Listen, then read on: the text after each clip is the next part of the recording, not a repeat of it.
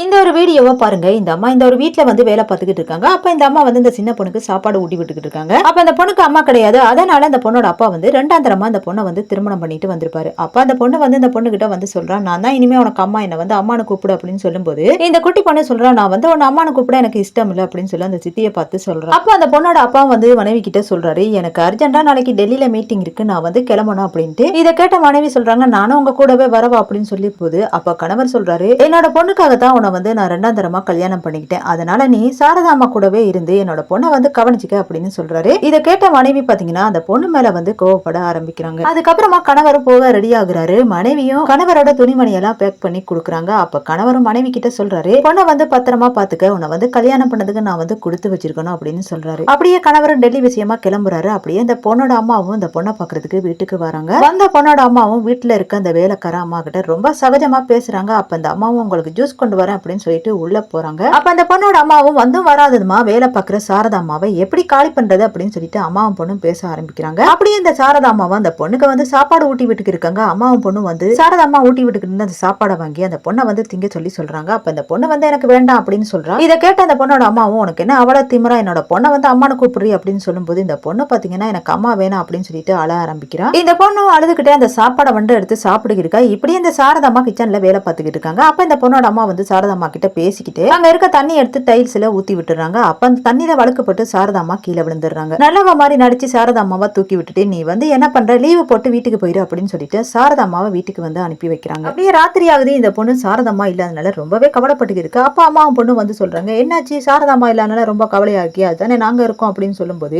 இந்த சின்ன பொண்ணு சொல்ற, நீங்க தான் சாரதாமா வந்து துரத்தி விட்டீங்க, அப்பா வந்தானே சொல்லுவேன் அப்படின்னு சொல்லும்போது இதை கேட்ட அம்மாவும் பொண்ணு இந்த பொண்ணை வந்து ஏதாவது பண்ணணும் அப்படின்னு சொல்லிட்டு ரெண்டு பேரும் பிளான் பண்றாங்க. அப்ப இந்த சின்ன பொண்ணு பாத்தீங்கன்னா அங்க ஒளிஞ்சு ரெண்டு எல்லாத்தையுமே கேட்டுக்கிட்டு இருக்கு. அதுக்கப்புறமா இந்த பொண்ணோட அம்மா வந்து ஒரு தலகாணி எடுத்துக்கிட்டு அந்த சின்ன பொண்ணு இருக்க அந்த ரூமுக்கு வராங்க. வந்த இவங்களுமே அந்த தலகாணியை வச்சு அந்த பொண்ணோட முகத்துல நசுக்குறாங்க. அப்படி நசுக்குன இந்த அம்மாவும் என்னடா ஆச்சு அப்படின்னு சொல்லிட்டு அந்த துணி எடுத்துட்டு பார்த்தா அந்த பொண்ணே அந்த இடத்துல இல்ல. அவ வந்து செட்டப் பண்ணி வச்சுட்டு போயிருப்பா. அப்படியே டெல்லிக்கு போன இந்த பொண்ணோட அப்பாவும் திரும்பி வந்துருவாரு. வந்த இவரும் பொண்ணோட ரூமுக்கு போயிட்டு லைட்டை போடும்போது அம்மாவும் பொண்ணு வந்து மாட்டிக்கிடுவாங்க. அப்ப மனைவியை நம்பின இவருமே மனைவியை பத்தி என்னடி என்னோட பொண்ணை வந்து பண்ண பார்த்த அப்படின்னு சொல்லிட்டு கேட்கிறாரு. மனைவியும் பாத்தீங்கன்னா எதையுமே பேச முடியாம அப்படியே நிக்கிறாங்க. அப்ப இவரும் இனிமே என்னோட குழந்தைக்கு நீ வந்து தாயா இருக்க நான் விரும்பல, வெளியே பொடி அப்படின்னு சொல்லிட்டு அம்மாவையும் பொண்ணையும் வந்து துரத்தி விட்டுருவாரு.